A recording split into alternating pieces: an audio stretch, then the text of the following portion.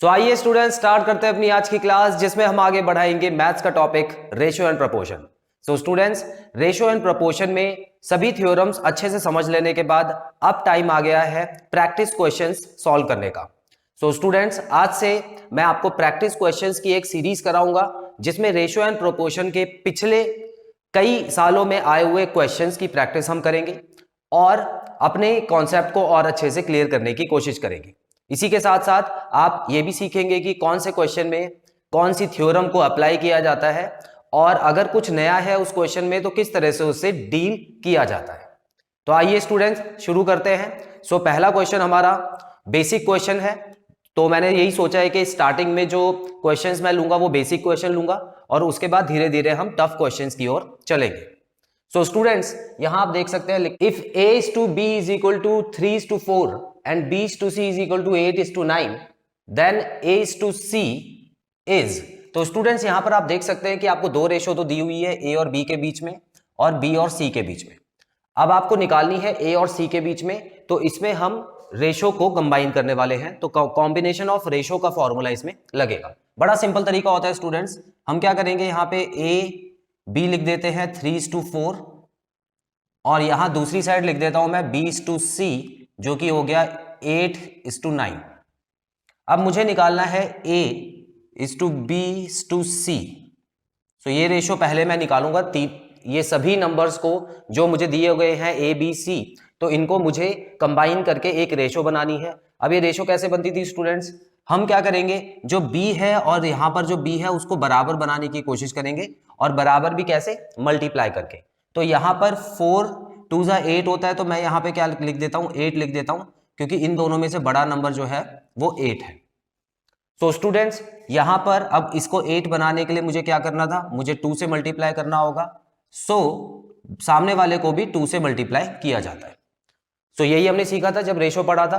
इसको 8 बनाने के लिए बराबर करना है, तो इसको 8 बनाना होगा, और इसको 8 बनाने के लिए अगर 2 से मल्टीप्लाई करते हैं तो इसके साथ वाले नंबर को भी 2 से मल्टीप्लाई करना होगा। स्टूडेंट्स, ये हो गया 6 और यहां पर 8 ऑलरेडी है, तो इसको चेंज करने की जरूरत नहीं है। जब ये चेंज नहीं होगा तो C भी चेंज नहीं होगा, तो ये हो जाएगा 9। स्टूडेंट्स, यहाँ पे मैंने रेशो को कंबाइन कर दिया है। A:C अगर मैं निकालने के लिए बोलता हूं तो ये हो गया 6:9, और 6:9 और भी छोटा हो सकता है।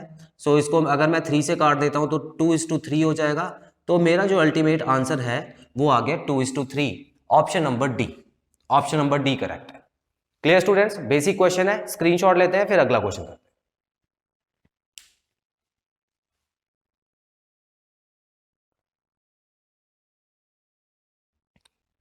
सेकंड क्वेश्चन की तरफ बढ़ते हैं students. If a is to b is equal to 2 is to 3 and b is to c is equal to 4 is to 5, then c is to a। Students, यहां पर आप देख सकते हैं बिल्कुल सेम क्वेश्चन है पिछले क्वेश्चन की तरह, लेकिन जब उन्होंने क्वेश्चन पूछा है आपसे तो a c की जगह उन्होंने c a कर दिया है।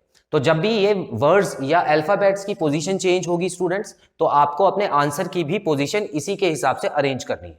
तो बिल्कुल सेम तरीके से मैं सबसे पहले A:B यहां पे लिख लेता हूं, और यहां पे 2:3 आ गया, और यहां पर B:C 4:5 आ गया। अब मैं इनको कंबाइन कर देता हूं। A, B और C की रेशो एक साथ लिखेंगे। स्टूडेंट, जैसे कि पता है कि 3 और 4 इसको मुझे बराबर करना पड़ेगा।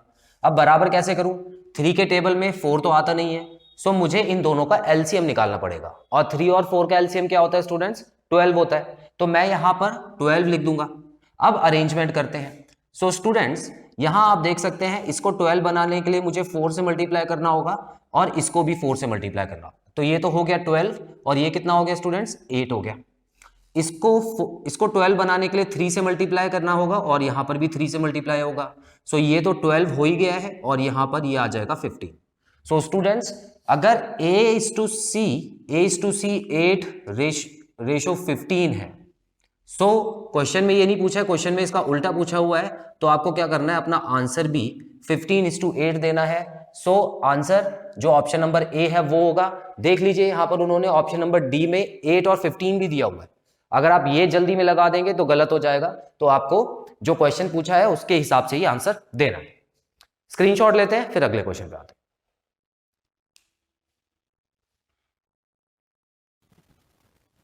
सो स्टूडेंट्स क्वेश्चन नंबर 3 में देखते हैं, if a is to b is equal to 5 is to 7 and b is to c is equal to 6 is to 9 6 is to 11 then a is to b is to c निकालना है। So student ये तो बिल्कुल पहले जैसे ही question हो गया।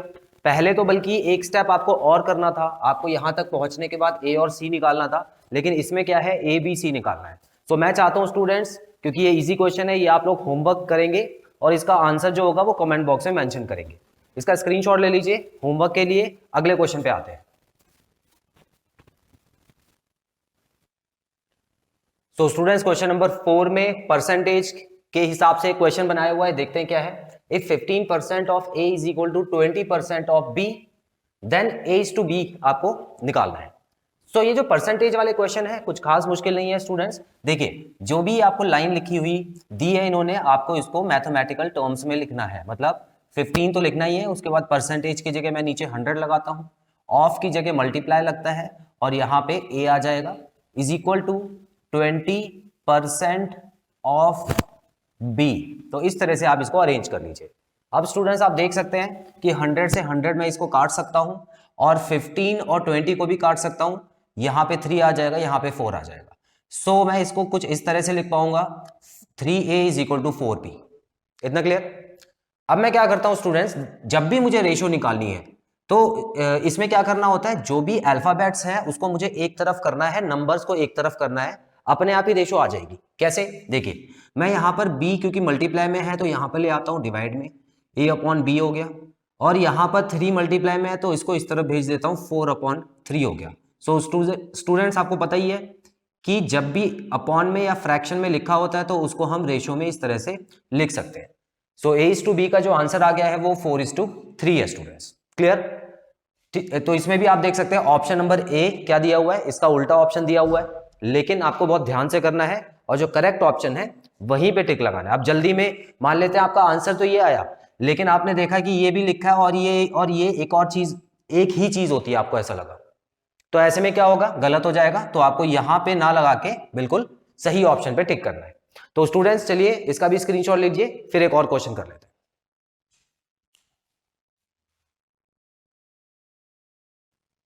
So students बढ़ते हैं क्वेश्चन नंबर 5 की तरफ। If a is to b is equal to 2 is to 3 and b is to c is equal to 4 is to 5 and c is to d is 6 is to 7। सो यहां पर आप देख सकते हैं स्टूडेंट्स, आपको 3 ratio दे दिए, पहले अभी तक 2 दी होती थी, लेकिन अब आपको 3 दे दिए। और यहां क्या पूछा है, a और d के बीच में रेशो पूछी है। सो ये a और d के बीच में आप तभी निकाल पाएंगे स्टूडेंट्स जब a b c d के साथ में रेशो निकाल ले, उसके बाद जो आंसर आएगा उसमें से a और d आपको लिखना होगा। तो आइए देखते हैं कैसे होगा स्टूडेंट्स ये क्वेश्चन। तो मैं क्या करने वाला हूं, सबसे पहले जो मुझे रेशोज दी हुई है वो मैं लिख लेता हूं यहां पर, a is to b और b is to c।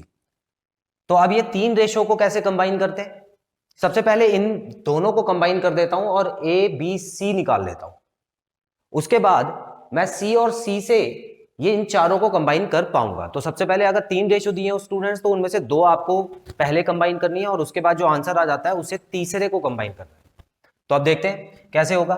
सो यहां पर 2 is to 3 और यहां पर 4 is to 5। तो ये तो आपको पहले से ही पता है कि a is to b is to c अगर मैं निकालना चाहता हूं तो कैसे निकलेगा। यहां पर 3 और 4 अगेन आ गया है तो यहां पर 12 मुझे बनाना पड़ेगा, जो कि यहां पे 4 मल्टीप्लाई बाय 4 होता है। सो यहां पर देखिए 2 4 से 8 आ गया और इसको 12 बनाने के लिए यहां पे 3 मल्टीप्लाई बाय 3 करूंगा। सो यहां पर तो 15 आ गया, ए बी सी तो निकल गया मेरा। अब एक और रेशो है जो कि है c is to d, c is to d है जो कि है 6 is to 7। सो स्टूडेंट्स अब मुझे क्या करना है, मुझे पता है कि c यहाँ पे 15 है और c यहाँ पे 6 है। तो अब इसको इस तरह से अरेंज करना है कि c बराबर आ जाए। अगर टेबल में नहीं आ रहा है तो एलसीएम लेना होगा। सो यहां पर आप देख सकते हैं 6 और 15, 6 के टेबल में 15 नहीं आता है, लेकिन इनका एलसीएम क्या आएगा, इनका एलसीएम आएगा 30। तो मैं क्या करने वाला हूं, एक और बार मैं a b c d को साथ में लिख देता हूं ताकि क्लियर हो जाए बहुत अच्छे से। तो यहां पर तो मैं 30 लिख देता हूं क्योंकि ये 30 एलसीएम आ चुका है और c की वैल्यू है। अब इसको 30 बनाने के लिए क्या किया होगा, 2 से मल्टीप्लाई। सो इन सब को 2 से मल्टीप्लाई करना होगा स्टूडेंट्स। तो यहां पर आ गया 24 और यहां पर आ गया 16। उसके अलावा इसको 30 बनाने के लिए मैंने 5 से मल्टीप्लाई किया होगा, तो इसको भी 5 से करना है। तो 7 5 35 होता है। तो आंसर आ चुका है। सो स्टूडेंट्स यहां पर मुझे क्या चाहिए, सिर्फ ए और डी के बीच में रिलेशन चाहिए, तो हो गया 16:35। 16:35